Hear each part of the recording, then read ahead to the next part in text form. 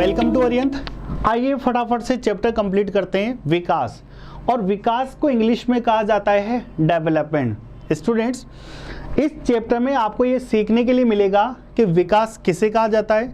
सबसे पहले हम विकास का अर्थ पढ़ेंगे और विकास से जुड़ी हुई चीज़ों को डिस्कस करने वाले हैं। यहाँ पर यह भी देखना है कि किसी भी इकोनॉमी में विकास किस तरीके से इफेक्ट डालता है, या किसी इकोनॉमी का जो विकास है अगर वो काफ़ी अच्छा है तो उस इकोनॉमी में कौन से सिचुएशंस बनती है। ये सारी हमें आज के टॉपिक के अंदर डिस्कस करना है।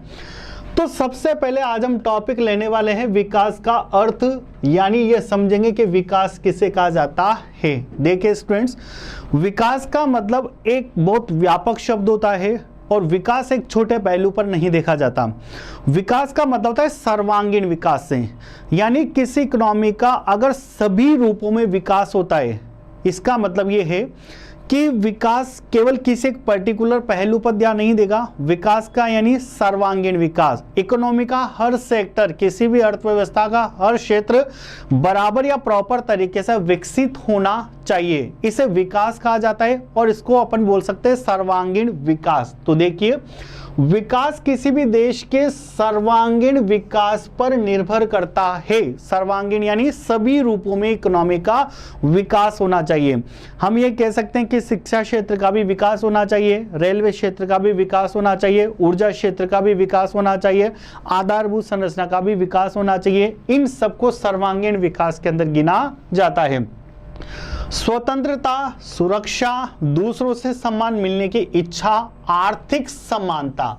आर्थिक समानता का मतलब होता है कि एक इकोनॉमी की जो पॉपुलेशन है उस पॉपुलेशन में गवर्नमेंट के थ्रू नेशनल इनकम या राष्ट्रीय आय इस तरीके से वितरित हो कि सभी लोगों के पास राष्ट्रीय आय का बराबर हिस्सा पहुंचे, जिससे सभी लोगों की मांग बराबर रह सके। यानी ऐसा नहीं होना चाहिए कि समाज में एक अमीर वर्ग है और एक गरीब वर्ग है। अगर ये सभी इक्वल है तो उसे आर्थिक समानता कहा जाता है। और जिस देश के अंदर आर्थिक समानता जितनी ज्यादा देखने के लिए मिलेगी, वो देश उतना ही विकसित होगा, उस देश का विकास उतना ही ज्यादा होगा। और जीवन जीने का उच्च स्तर आदि सभी विकास के महत्वपूर्ण भाग हैं। यानी ये सारी ही चीजें विकास से जुड़ी हुई है। क्या क्या? स्वतंत्रता, सुरक्षा, दूसरों से सम्मान मिलने की इच्छा, आर्थिक समानता और जीवन जीने का उच्च स्तर। देखिए स्टूडेंट्स, अभी आपसे बोला गया था कि विकास का क्षेत्र क्या होता है? अत्यंत व्यापक होता है, यानी विकास को एक बहुत बड़े लेवल पर देखा जाता है। कैसे देखा जाता है?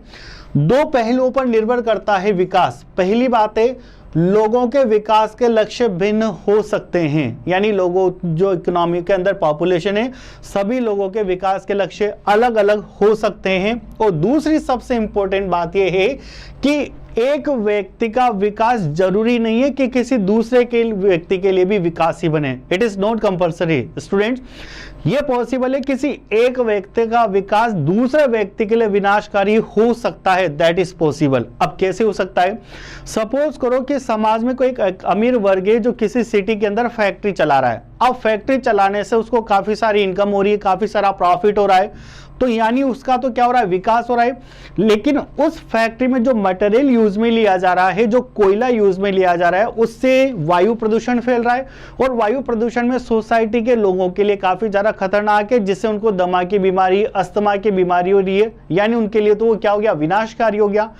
तो ये जरूरी नहीं है कि एक व्यक्ति का जो फायदा है या एक व्यक्ति का जो विकास है वो दूसरे के लिए भी क्या हो? विकास हो, बल्कि वो दूसरे के लिए हानिकारक हो सकता है। तो एक व्यक्ति के लिए विकास वह आवश्यक नहीं कि किसी दूसरे के व्यक्ति के लिए भी वो विकास हो, दूसरे व्यक्ति के लिए वो विकास न हो करके क्या हो सकता है? विनाशकारी हो सकता है। तो स्टूडेंट्स, ये सबसे पहला टॉपिक अपन ने डिस्कस करा, विकास का अर्थ, यानी विकास किसे कहा जाता है। अब हम लोग अगला पॉइंट यहाँ पर टॉपिक लेने वाले हैं। जो टॉपिक क्या रहेगा उसके बारे में डिस्कस करते हैं। अब हम डिस्कस करने वाले हैं सतत विकास, यानी सतत विकास किसे कहा जाता है। स्टूडेंट्स, बहुत अच्छे से समझिए सतत विकास क्या होता है।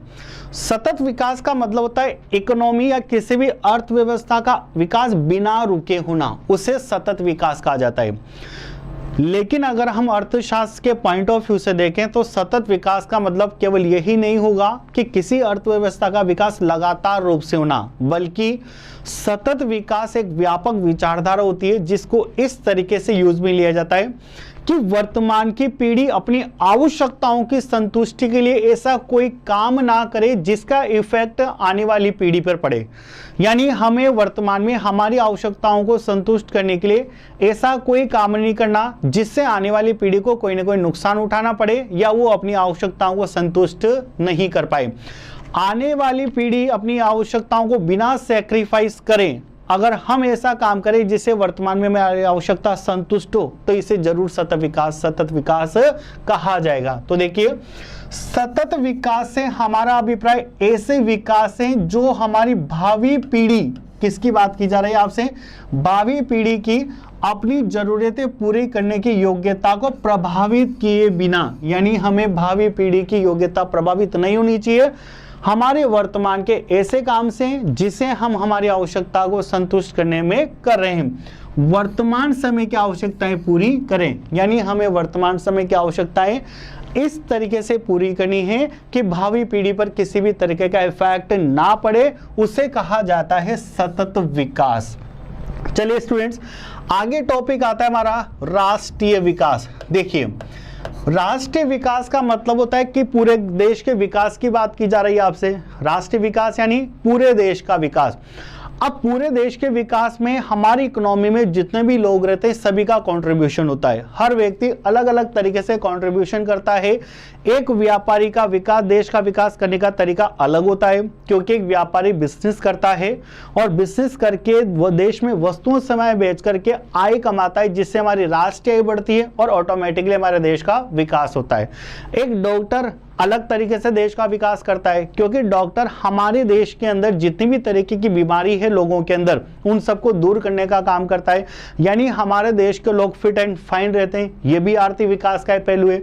एक टीचर जो अध्यापक है वो देश का आर्थिक विकास अलग तरीके से करता है, क्योंकि अध्यापक देश में बच्चों को पढ़ाता है और वही बच्चे जब पढ़े लिख करके बड़े हो जाते हैं और अच्छी सी पोस्टिंग हो जाती है उनकी कहीं पर, या कुछ करने लग जाते हैं, अच्छा बिजनेस करने लग जाते हैं, कोई अच्छी जॉब में चले जाते हैं, तो वहां से वो भी रेगुलर इनकम प्राप्त करते रहते हैं। आय का साधन बन जाता है उनका, और आय उनके पास आती तो वो राष्ट्रीय आय का भाग कहलाती है, जिससे हमारे देश का क्या होता है, विकास होता है। तो हमारा टॉपिक है राष्ट्रीय विकास। देखिए, विभिन्न व्यक्ति लक्ष्यों की तलाश करते हैं, यानी हर आदमी आजकल इनकम कमाने के लिए अलग अलग रिसोर्सेज सर्च करता है, अलग अलग जॉब फाइंड करने की कोशिश करता है, और राष्ट्रीय विकास के संदर्भ में उनके उद्देश्य अलग अलग होने की संभावना रहती है। देखिए, संदर्भ में उद्देश्य अलग अलग होने की संभावना रहती है, यानी कि कौन किस तरीके का काम करके देश का विकास करेगा। जैसे एक उदाहरण से आपको समझाया जा रहा है।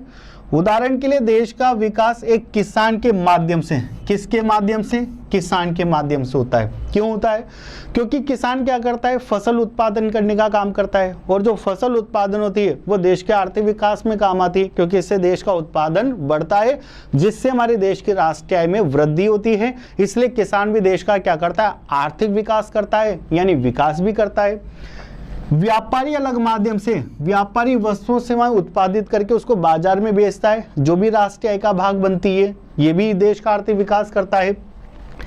शिक्षक देश में नए नए नौजवान तैयार करता है, पढ़े लिखे व्यक्ति बनाता है, लोगों की स्किल तैयार करता है, और अलग अलग तरीके की जॉब के लिए उनको प्रिपेयर करने का काम करता है।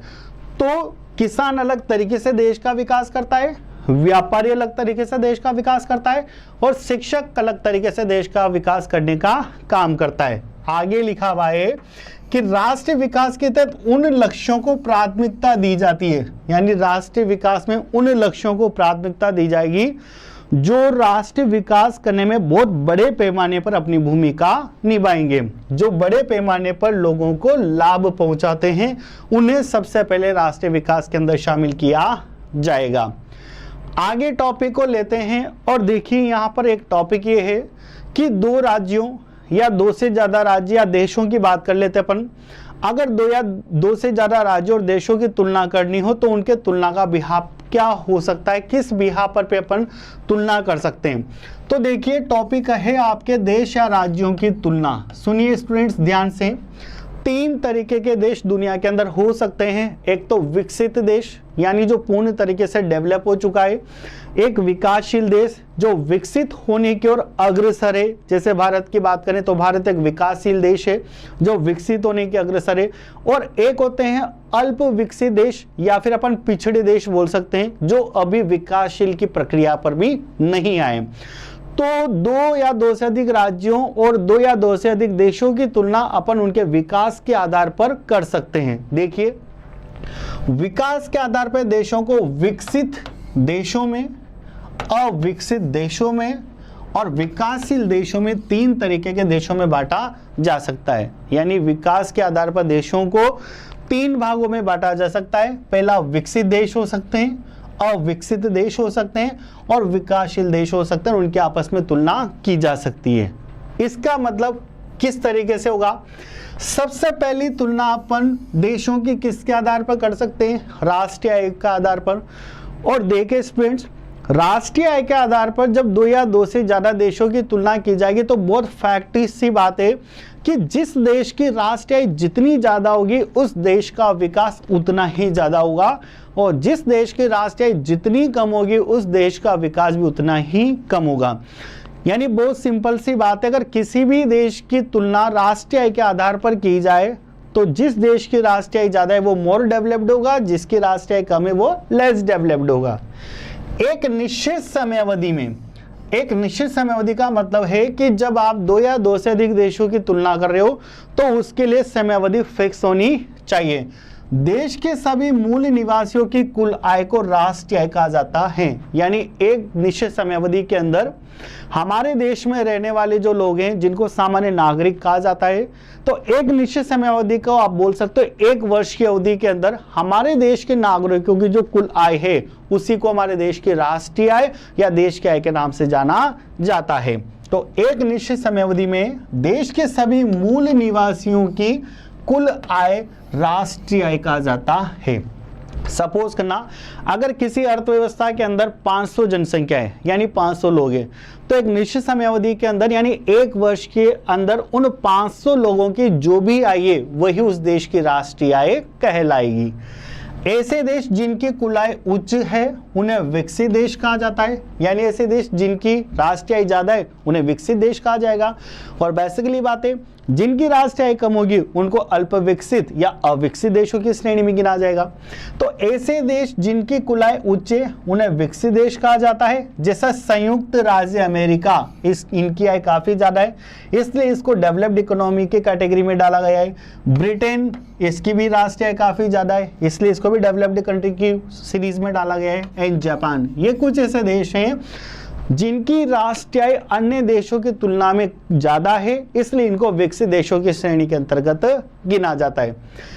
यानी 2 या 2 से अधिक देशों की तुलना अपन एक तो राष्ट्रीय आय के आधार पर करी, और एक स्टूडेंट्स अपन अगली तुलना कर सकते हैं प्रति व्यक्ति आय के माध्यम से। किसके माध्यम से? प्रति व्यक्ति आय के माध्यम से। प्रति व्यक्ति आय को कहा जाता है पर कैपिटा इनकम। यानी पर कैपिटा इनकम के माध्यम से भी अपन 2 या 2 से अधिक देशों की राष्ट्रीय आय की तुलना कर सकते हैं।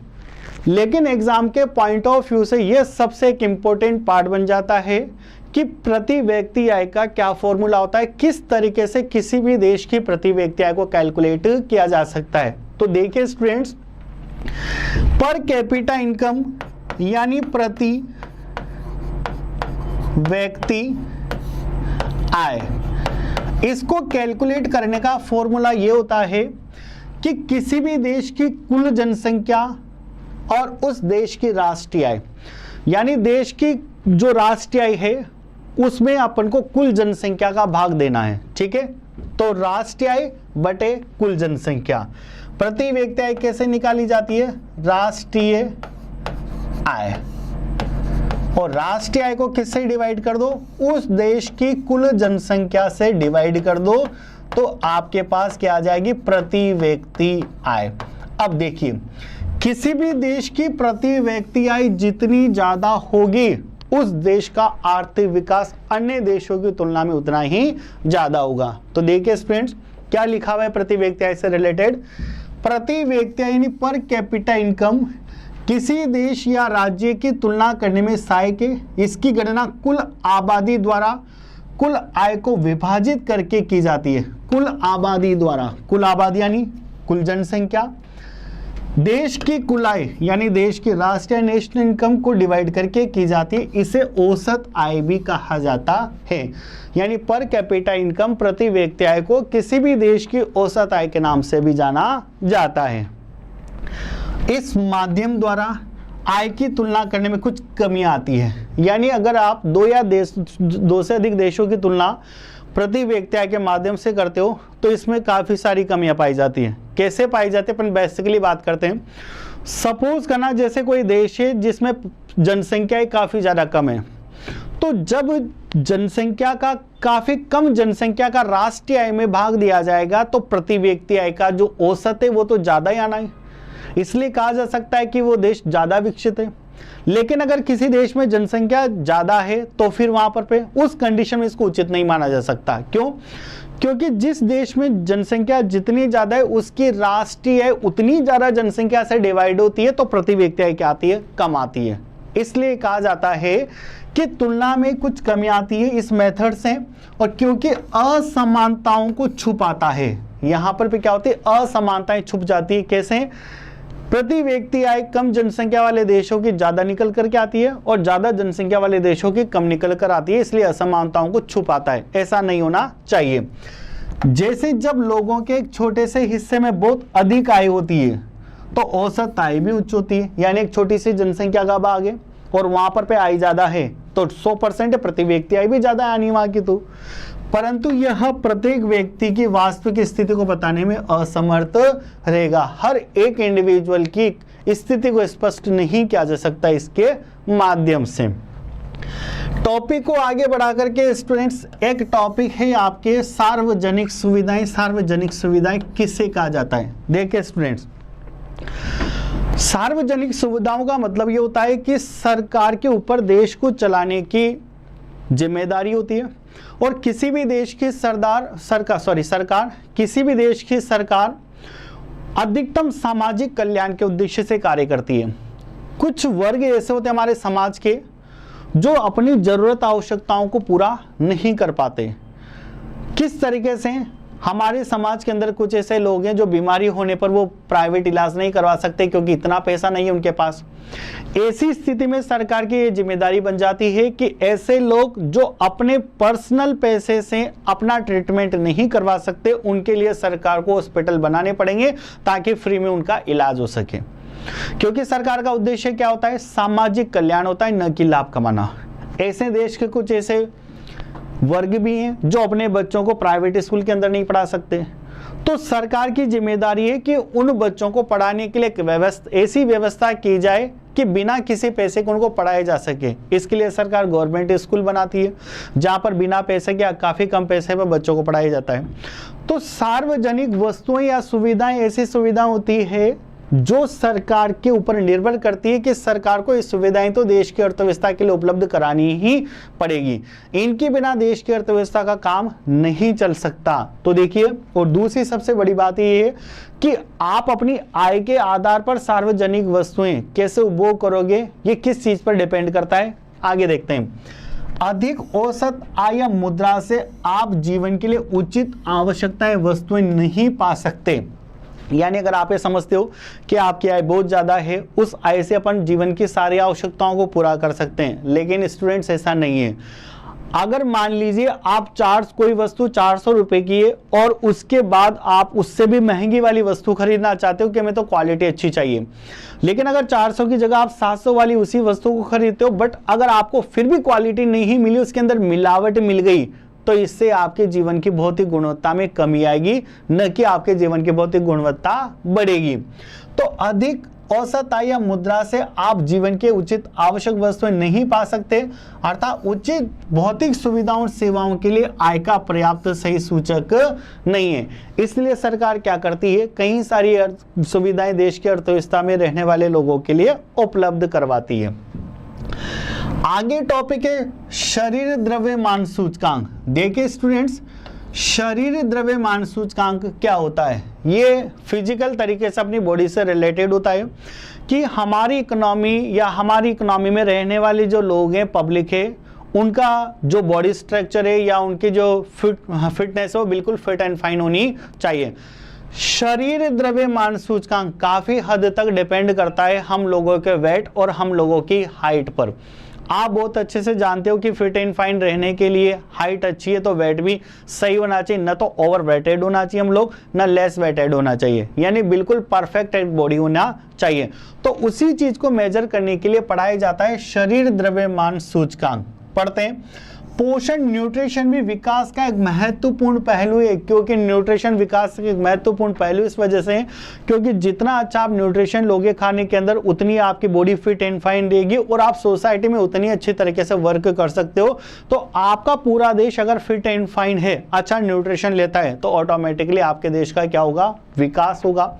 अंतरराष्ट्रीय स्तर पर कोई वयस्क व्यक्ति कुपोषित है या नहीं, यह निर्धारित करने के लिए शरीर द्रव्यमान सूचकांक का प्रयोग किया जाता है, बॉडी मास इंडेक्स, जिसको बॉडी मास इंडेक्स शॉर्ट में क्या कहा जाता है? BMI।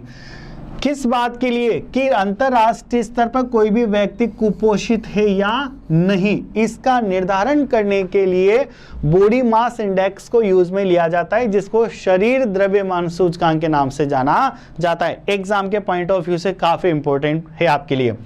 अब कैसे? यदि हम एक व्यक्ति के वजन को उसकी ऊंचाई के वर्ग के द्वारा विभाजित करने, यानी आपको अपना जो वेट है वो डिवाइड करना है अपनी हाइट से, तो हमें एक अनुपात मिलता है जिसे शरीर द्रव्यमान सूचकांक कहा जाता है। इसका मतलब आपसे BMI कैलकुलेट करने का फॉर्मूला बताया जा रहा है कि हमें अपने वेट को अपनी हाइट से डिवाइड करना है, तो हमें क्या मिलेगा? BMI यानी बॉडी मास इंडेक्स। तो बॉडी मास इंडेक्स कैलकुलेट करने का फॉर्मूला क्या होता है? काफी ज्यादा इंपॉर्टेंट है, स्टार मार्क लगा रहा हूं यहां पर। व्यक्ति का भार किलोग्राम में लेना है और लंबाई लेनी है, तो व्यक्ति के भार को जैसे लंबाई से डिवाइड करेंगे तो हमें क्या मिलेगा? BMI यानी शरीर द्रव्यमान सूचकांक, बॉडी मास इंडेक्स मिलेगा। अब क्या कहा जाता है? यह सबसे इंपॉर्टेंट पार्ट है। यदि किसी व्यक्ति के शरीर का द्रव्यमान सूचकांक 18.5 से नीचे है, यानी जो BMI की वैल्यू है वो किससे नीचे? 18.5 से नीचे, तो उस व्यक्ति को अल्प पोषित कहा जाएगा। क्या कहा जाएगा? उस व्यक्ति को अल्प पोषित। यानी किसी भी व्यक्ति का बॉडी मास इंडेक्स अगर 18.5 से कम आ रहा है तो उस व्यक्ति को अल्प पोषित कहा जाएगा, यानी उसको जितने न्यूट्रिशन होने चाहिए उसकी बॉडी के अंदर उतना न्यूट्रिशन उसकी बॉडी में अवेलेबल नहीं है। और यदि 25 से अधिक है तो उस व्यक्ति को अति भारित कहा जाएगा, ओवर वेटेड हो जाएगा, तो 25 से अधिक भी नहीं होना चाहिए। यानी देश में रहने वाले जो लोग हैं उनका बॉडी मास जो इंडेक्स है वो 18.5 से ज्यादा और 25 से कम होना चाहिए, क्योंकि अगर किसी का BMI 18.5 से कम है तो वो तो अल्प विकसित या अल्प पोषित माना जाएगा, और जिसका 25 से अधिक है उसको ओवरवेटेड माना जाएगा, यानी अति भारित माना जाएगा। यानी जो वैल्यू रहना चाहिए BMI की वो मिड ऑफ 18.5 टू 25 रहनी चाहिए, कहने का मतलब ये है। इसे कहते हैं स्टूडेंट्स शरीर द्रव्यमान सूचकांक। आगे बढ़ते हैं, टॉपिक को आगे बढ़ाते हैं, और हमारा टॉपिक आ रहा है मानव विकास रिपोर्ट। विकास को मापने के लिए सर्वोत्तम तरीका। देखिए स्टूडेंट्स, विकास को मापने के लिए ह्यूमन डेवलपमेंट इंडेक्स को यूज में लिया जाता है। शॉर्ट में मैं आपको यहां पर बताता हूं, HDI। किसी भी देश के विकास को मापने के लिए HDI को यूज में लिया जाता है, और HDI का मतलब होता है ह्यूमन डेवलपमेंट इंडेक्स। सबसे पहली बात तो ह्यूमन डेवलपमेंट इंडेक्स क्या करता है? किसी भी इकोनॉमी के डेवलपमेंट को या विकास को मेजर करने का काम करता है, लेकिन इसके अंदर 3 चीजों को इंक्लूड किया जाता है। 3 चीजों के बिहार पे HDI की वैल्यू निकल कर आती है, और फिर पता लगाया जाता है कि कोई भी देश किसी दूसरे देश के कंपेयर में ज़्यादा विकसित है या कम विकसित है। और HDI को जो डेवलप करा है वह संयुक्त राष्ट्र विकास कार्यक्रम के थ्रू डेवलप किया गया है।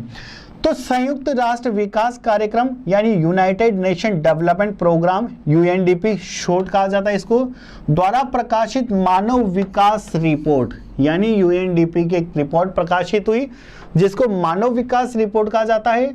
मानव विकास रिपोर्ट विकास को मापने के सर्वोत्तम तरीके में से एक है। यह रिपोर्ट 3 मापदंडों की तुलना करती है, यानी संयुक्त राष्ट्र विकास कार्यक्रम ने मानव विकास रिपोर्ट को मापने के लिए 3 चीजों को आधार बनाए। सबसे पहले जीवित मापक, और जीवित मानक का मतलब था प्रति व्यक्ति आय। सबसे पहला जो आधार बनाया है वो किसको बनाया? प्रति व्यक्ति आय को। दूसरा बनाया स्वास्थ्य की स्थिति जिसको जीवन प्रत्याशा के नाम से जाना जाता है। दूसरा आधार किसको बनाया? जीवन प्रत्याशा। और तीसरा है लोगों का शैक्षणिक स्तर जिसे साक्षरता दर या नामांकन अनुपात के नाम से जाना जाता है। नामांकन अनुपात का मतलब है कि आपकी इकोनॉमी में कितने प्रतिशत लोग साक्षर हैं। अब देखिए, यानी मानव विकास रिपोर्ट, जब किसी भी देश का मानव विकास सूचकांक प्रदर्शित किया जाता है या जब जिन भी देशों की तुलना मानव विकास सूचकांक के आधार पर की जाती है तो मानव विकास सूचकांक में 3 चीजों को इंक्लूड किया जाता है। प्रति व्यक्ति आय जिसको अपन ने पढ़ा था पर कैपिटा इनकम, जिसका अपन ने फॉर्मूला भी अभी निकाल करके देखा था। पर कैपिटा इनकम का फॉर्मूला क्या होता है कि आपको राष्ट्रीय आय को डिवाइड करना है किससे? देश की कुल जनसंख्या से। जब भी हम राष्ट्रीय आय को देश की कुल जनसंख्या से डिवाइड करेंगे तो हमें पर कैपिटा इनकम मिल जाती है। और ये कहा जाता है कि जिस देश की पर कैपिटा इनकम जितनी ज्यादा होगी उस देश के HDI ह्यूमन डेवलपमेंट इंडेक्स के वैल्यू भी उतनी ज्यादा होगी और वो दूसरे देशों के कंपेयर में ज्यादा विकसित देशों की श्रेणी के अंदर गिना जाएगा। दूसरी बात करते हैं जीवन प्रत्याशा। देखिए स्टूडेंट्स, जीवन प्रत्याशा का मतलब होता है औसत जीने के वर्ष, यानी जब एक आदमी पैदा होता है तो एवरेज वो कितने वर्षों तक जिंदा रहेगा, इसे कहा जाता है जीवन प्रत्याशा। अब ये बात पूरी इकोनॉमी पे एवरेज निकल कर आती है कि एक देश के व्यक्ति प्रति व्यक्ति कितने वर्षों तक जिंदा रहता है, उसे जीवन प्रत्याशा कहा जाता है। तो जिस देश की जीवन प्रत्याशा जितनी ज्यादा होगी इसका मतलब उस देश का आर्थिक विकास उतना ही ज्यादा है, और जिस देश की जीवन प्रत्याशा यानी लोगों के औसत जीने की उम्र जितनी कम होगी उस देश का आर्थिक विकास उतना ही कम होगा। लोगों का शैक्षणिक स्तर यानी एजुकेशन लेवल जितना ज्यादा होगा वो देश उतना ही आर्थिक विकास करेगा। तो स्टूडेंट्स, मानव विकास रिपोर्ट के अंदर या ह्यूमन डेवलपमेंट इंडेक्स के अंदर 3 चीजों को इंक्लूड किया जाता है। जीवित मापक मानक जिसको प्रति व्यक्ति आय कहा जाता है, स्वास्थ्य की स्थिति जिसको जीवन प्रत्याशा के नाम से जाना जाता है, और लोगों का शैक्षणिक स्तर यानी एजुकेशन की बात की जा रही है। देखिए बहुत ही इंपॉर्टेंट पॉइंट है, यहाँ पर स्टार मार्क कर रहा हूं। मानव विकास रिपोर्ट 2018 के अनुसार भारत कौन से स्थान पर रहा है? 130वें स्थान पर आए 2018 के अंदर। यानी HDI में भारत कौन से स्थान पर आए? 130वें स्थान पर, जो काफी पिछड़े हैं। यानी हमारे सुपर HDI में 129 देश हैं, इसका मतलब 129 देशों की प्रति व्यक्ति आय, जीवन प्रत्याशा और साक्षरता दर भारत से ज्यादा है, इसलिए भारत 2018 में कौन से स्थान पर आए? 130वें स्थान पर आए।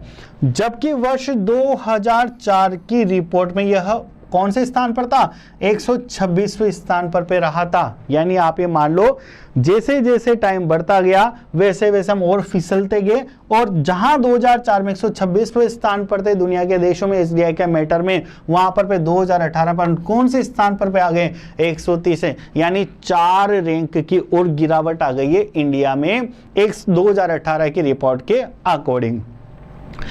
ये था आपका मानव विकास रिपोर्ट। चलिए स्टूडेंट्स, अब टॉपिक को थोड़ा सा आगे बढ़ाते हैं और एक कुछ बेसिक टर्म्स डिस्कस करेंगे इस चैप्टर्स की। इसलिए हमने टॉपिक बनाया है कुछ महत्वपूर्ण तथ्य, यानी इस टॉपिक में हम समझने वाले कुछ महत्वपूर्ण तथ्य के अंदर कि क्या क्या वोकेबुलरी, किन किन चीज़ों का मीनिंग आपके इस चैप्टर के अंदर गिवन होगा। हमने सबसे पहले देखा आर्थिक विकास। ठीक है, हमारा जो चैप्टर है वो किस पर डिपेंड है? विकास टॉपिक है हमारा। अब एक टॉपिक है आर्थिक विकास। देखिए स्टूडेंट्स, आर्थिक विकास का मीनिंग ये होगा कि किसी भी इकोनॉमी की नेशनल इनकम जितनी ज़्यादा होगी या तो दो चीजें हैं, किसी भी इकोनॉमी के नेशनल इनकम से मेजर कर लीजिए अर्थ विकास को, या किसी भी इकोनॉमी के जीडीपी यानी ग्रोस डोमेस्टिक प्रोडक्ट सकल घरेलू उत्पाद से बिलोंग कर लीजिए। जिस देश का सकल घरेलू उत्पाद जितना ज़्यादा होगा या जिस देश की राष्ट्रीय आय जितनी ज़्यादा होगी उस देश का आर्थिक विकास उतना ही ज़्यादा होगा। अर्थ विकास एक प्रक्रिया है जिसके द्वारा किसी अर्थव्यवस्था की वास्तविक राष्ट्रीय आय, रियल नेशनल इनकम, इसको कहा जाएगा रियल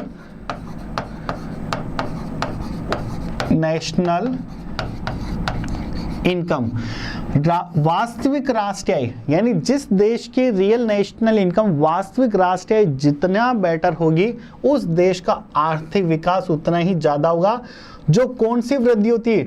दीर्घकालीन वृद्धि, यानी किसी भी देश की वास्तविक राष्ट्रीय आय में लगातार वृद्धि होते रहना चाहिए, दीर्घकालीन वृद्धि होना चाहिए, तो उस देश का क्या होगा? आर्थिक विकास। ठीक है, यानी आर्थिक विकास एक ऐसी प्रक्रिया है जिससे किसी अर्थव्यवस्था की वास्तविक राष्ट्रीय आय में दीर्घकालीन वृद्धि होती है। सेकंड बात करते हैं राष्ट्रीय आय, जो हम समझ चुके हैं। राष्ट्रीय आय एक देश की अर्थव्यवस्था में एक निश्चित समय अवधि के अंतर्गत, देखिए स्टूडेंट्स, नेशनल लेवल पर, राष्ट्रीय स्तर पर जब भी किसी भी चर का अध्ययन किया जाता है तो वहां पर पे हमेशा एक निश्चित समय अवधि की बात की जाती है। वो एक निश्चित समय अवधि एक वर्ष से संबंधित होती है। आप राष्ट्रीय आय का अनुमान लगाइए, वो हमेशा एक वर्ष से संबंधित होगी। सकल घरेलू उत्पाद का अनुमान लगाइए, हमेशा एक वर्ष से संबंधित होगी। प्रति व्यक्ति आय का अनुमान लगा लीजिए। यानी राष्ट्रीय स्तर पर आप जब भी किसी भी चर का अध्ययन करते हो तो वो हमेशा समय की एक निश्चित अवधि से संबंधित होता है, और उस समय के एक निश्चित अवधि का मतलब हम एक वर्ष की समय अवधि से समझ सकते हैं। तो राष्ट्रीय आय अभी अपन ने चैप्टर में डिस्कस करा है कि किसी देश में रहने वाले लोगों की जो कुल आय है उसे ही देश की राष्ट्रीय आय कहा जाता है। तो एक निश्चित समय अवधि, जैसा मैं आपको बोल रहा था, यानी एक वर्ष की बात की जा रही है, और ये एक वर्ष हमारे देश का फाइनेंशियल ईयर यानी वित्तीय वर्ष समझ सकते हो आप, जो 1 अप्रैल से लेकर 31 मार्च तक चलता है। हमारे देश का जो वित्तीय वर्ष है वो 1 अप्रैल से लेकर कब तक चलता है? 31 मार्च तक। तो एक निश्चित समय अवधि में देश के सभी मूल निवासियों की कुल आय यानी सभी लोगों की आय क्या कहलाती है? राष्ट्रीय आय, नेशनल इनकम। देखिए स्टूडेंट्स, टॉपिक थर्ड लेते हैं अपन यहाँ पर, औसत आय या प्रति व्यक्ति आय, या तो एवरेज इनकम बोल दीजिए या प्रति व्यक्ति आय, पर कैपिटा इनकम बोल दीजिए। सबसे इंपॉर्टेंट पॉइंट है पर कैपिटा इनकम, आगे की क्लासेस में भी आपके काफी ज्यादा काम में आने वाला है। किसी भी देश की पर कैपिटा इनकम पीसीआई यानी प्रति व्यक्ति आय को कैलकुलेट करने का फॉर्मूला होता है कि उस देश की आय, जिसे अपन बोलते हैं राष्ट्रीय आय, उसको उस देश के कुल जनसंख्या से डिवाइड कर दो, यानी भाग दे दीजिए, तो आपको क्या मिल जाएगा? प्रति व्यक्ति आय। तो प्रति व्यक्ति आय जिसे पर कैपिटा इनकम कहा जाता है, इसको निकालने का फॉर्मूला होता है राष्ट्रीय आय बटे कुल जनसंख्या। ये इस देश के प्रति व्यक्ति आय निकल के आती है। तो देखो, किसी देश के कुल राष्ट्रीय आय को यानी नेशनल इनकम को कुल जनसंख्या से विभाजित करने पर प्राप्त आय या तो औसत आय कहलाएगी या प्रति व्यक्ति आय, पर कैपिटा इनकम कहलाएगी। आगे बात करते हैं स्टूडेंट, राष्ट्रीय विकास, नेशनल डेवलपमेंट। राष्ट्रीय विकास क्या है?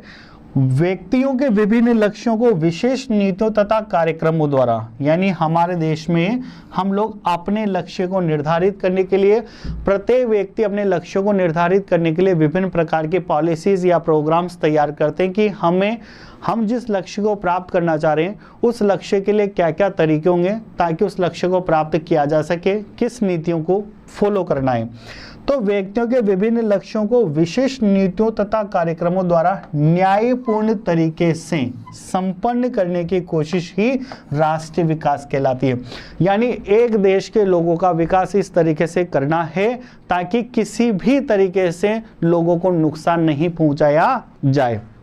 साक्षरता दर आप जानते हो किसी भी देश के विकास में साक्षरता दर का काफ़ी ज़्यादा इंपॉर्टेंट रोल है। जिस देश में साक्षरता दर यानी पढ़े लिखे लोग ज़्यादा होंगे उस देश की आर्थिक वृद्धि भी उतनी ही ज़्यादा होगी, जिसको इकोनॉमिक ग्रोथ कहा जाएगा, और उस देश का इकोनॉमिक डेवलपमेंट यानी आर्थिक विकास भी उतना ही ज़्यादा होगा। क्योंकि आप जानते हो एक शिक्षित व्यक्ति का देश का विकास करने में ज़्यादा भूमिका होती है अशिक्षित व्यक्ति के कंपेयर में, क्योंकि शिक्षित व्यक्ति की श्रम कौशल अच्छा होता है, ठीक है, इंटेलिजेंट होता है, अच्छा काम करता है, पूंजीगत मशीनों को चलाने की अच्छी दक्षता रखता है, अच्छा मैनेजमेंट रखता है व्यापार के अंदर। इसलिए साक्षरता दर किसी भी देश को आगे बढ़ाने में या विकसित करने में काफ़ी महत्वपूर्ण भूमिका रखती है। अब साक्षरता दर की बात की जा रहा है आपसे। साक्षरता दर का मतलब किसी देश या राज्य में पढ़े लिखे व्यक्तियों की औसत दर, यानी एक देश में कितनी प्रतिशत जनता, कितने प्रतिशत लोग पढ़े लिखे हैं, उसे साक्षरता दर कहा जाता है। नेक्स्ट, जीवन प्रत्याशा, लाइफ एक्सपेक्टेंसी। जीवन प्रत्याशा का मतलब होता है औसत जीने की एज या औसत जीने के वर्ष, उसे कहा जाता है जीवन प्रत्याशा। यानी एक व्यक्ति पैदा होगा तो एवरेज कितने वर्ष वो जिंदा रह सकता है, इसे कहा जाता है जीवन प्रत्याशा। अगर किसी देश की जीवन प्रत्याशा सपोज करिएगा 76 है, तो इसका मतलब हम ये बोल सकते हैं कि उस देश में रहने वाली पब्लिक औसत कितने वर्ष जिंदा रहती है, 76 वर्ष तक जिंदा रहती है। जीवन प्रत्याशा क्या है? किसी देश या राज्य में लोगों की औसत आयु क्या कहलाती है? औसत आयु को उस देश की जीवन प्रत्याशा के नाम से जाना जाता है। आगे कुछ टॉपिक और है। शिशु मृत्यु दर। देखिए स्टूडेंट्स, शिशु मृत्यु दर का मतलब समझते हैं। किसी देश में एक निश्चित समयावधि के अंतर्गत, शिशु मृत्यु दर का मतलब समझते हैं कि किसी देश में एक निश्चित समयावधि के अंतर्गत, वापस आपसे समयावधि की बात की जा रही है, यानी एक वित्तीय वर्ष की बात की जा रही है जो 1 अप्रैल से लेकर 31 मार्च तक चलता है हमारे देश के अंदर।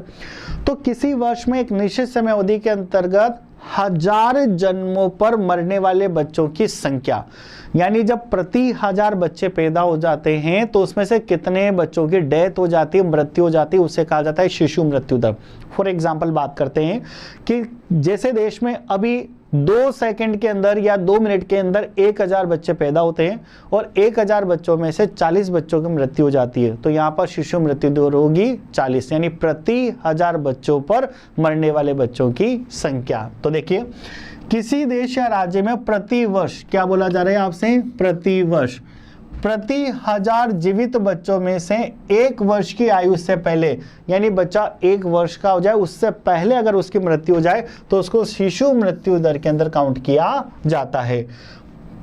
प्रति 1000 जीवित बच्चों में से 1 वर्ष की आयु से पहले मृत्यु को प्राप्त बच्चे का अनुपात शिशु मृत्यु दर कहलाता है। सेकंड आता है आपके पास सकल नामांकन अनुपात, यानी ग्रोस एनरोलमेंट रेशो। इसको ये आपके बच्चों के स्कूल में शिक्षा लेने से संबंधित है, यानी कितने बच्चे स्कूल में शिक्षा लेने के लिए इन्वॉल्व होते हैं, शामिल होते हैं। स्कूली शिक्षा के 3 स्तरों, स्कूली शिक्षा 3 स्तर की होती है, प्राथमिक स्तर, माध्यमिक स्तर और उच्च स्तर की के लिए नामांकन अनुपात का कुल योग, यानी तीनों ही स्तर पर हमारे देश के कितने प्रतिशत बच्चों ने नामांकन करवाया है, कितने प्रतिशत बच्चे पढ़ाई कर रहे हैं, उस देश के राज्य का सकल नामांकन अनुपात कहलाता है। आगे बात करते हैं नवीकरणीय संसाधन। देखिए स्टूडेंट्स, नवीकरणीय संसाधन का मतलब क्या होता है? ऐसे संसाधन जिनका अपन एक बार प्रयोग करेंगे तो वो एक बार प्रयोग करने पर समाप्त नहीं होते, वापस उनका नवीनीकरण किया जा सकता है, यानी वापस उनका दोबारा प्रयोग करके कोई दूसरी वस्तु बनाई जा सकती है। ऐसे संसाधनों को कहा जाता है नवीकरणीय संसाधन, जिनको एक बार प्रयोग में लेने के बाद फिर दोबारा प्रयोग में लिया जा सकता है। या मैं ये बोल दूं, ऐसे संसाधन जिनको आप एक बार प्रयोग में लेते हो तो एक बार प्रयोग में लेने से वो अपनी पहचान को नहीं खोते, यानी समाप्त नहीं होते हैं, फिर वापस उनका प्रयोग किया जा सकता है। तो नवीकरणीय संसाधन क्या होते हैं? वे संसाधन जिनका एक बार प्रयोग करने पर वे समाप्त नहीं होते हैं, समाप्त नहीं होते हैं, बल्कि उनका प्रयोग दोबारा किया जा सकता है, उन्हें नवीकरणीय संसाधन कहा जाता है। जैसे अगर मैं बात करूँ आपसे लकड़ी को अगर अपन जलाएंगे तो आप जानते हो लकड़ी को जलाने पर लकड़ी समाप्त नहीं होगी, बल्कि किसका रूप ले लेगी, कोयले का रूप ले लेगी। फिर कोयले को भी अपन किसी दूसरी वस्तु को बनाने के लिए प्रयोग में ले सकते हैं, जैसे फैक्ट्रियों में, कारखानों में कोयला काम में लिया जाता है, इसलिए अपन उसको क्या बोल सकते हैं, नवीकरणीय संसाधन। अगला पॉइंट आता है अनवीकरणीय संसाधन। देखिए स्टूडेंट्स, अनवीकरणीय संसाधन का मतलब होता है ऐसे संसाधन जो एक बार प्रयोग में लेने के बाद अपनी पहचान खो देते हैं, यानी जिनको दोबारा प्रयोग में नहीं लिया जा सकता, उन्हें अनवीकरणीय संसाधन कहा जा सकता है। जैसे अगर मैं पेट्रोल की बात करूं, अगर आप बाइक चलाते हो और बाइक चलाने के लिए आपने उसमें 50 रुपीज़ का पेट्रोल फुल करवाया, तो 50 रुपए का जो पेट्रोल आपने भरवाया है, तो उससे जितनी आपने गाड़ी चला ली उसके बाद जब वो खत्म हो गया तो उसका दोबारा प्रयोग नहीं किया जा सकता। इसलिए पेट्रोल को, डीजल को, इनको सबको अनवीकरणीय संसाधन में गिना जाता है, जो एक बार प्रयोग लेने पे समाप्त हो जाते हैं। वे सीमित संसाधन जिनका एक बार प्रयोग करने पर ही स्वतः समाप्त हो जाते हैं, यानी वे संसाधन जिनका आप एक बार प्रयोग करोगे उसी में समाप्त हो जाएंगे तथा उनकी पुनः पूर्ति संभव नहीं है, यानी उनको दोबारा उत्पादित नहीं किया जा सकता। ये अनवीकरणीय संसाधन कहलाते हैं। मानव विकास से तात्पर्य व्यक्ति के सृजनात्मक विकास से, दैट इज वेरी इंपॉर्टेंट। मानव विकास से तात्पर्य क्या होता है, व्यक्ति के सृजनात्मक विकास से, यानी उसका लगातार क्या होता रहना चाहिए, विकास होता रहना चाहिए, जिसमें व्यक्ति अपनी आवश्यकताओं की पूर्ति हेतु अग्रसर दिखाई देता है। यानी मानव विकास का अभिप्राय सृजनात्मक विकास है, जिसमें व्यक्ति अपनी आवश्यकताओं को पूर्ति करने के लिए अग्रसर यानी आगे बढ़ता हुआ दिखाई देता है। तो डियर स्टूडेंट्स, ये आपका चैप्टर कंप्लीट होता है जो डेवलपमेंट पर डिपेंड है, यानी विकास पर निर्भर है। Thank you, have a nice day to all.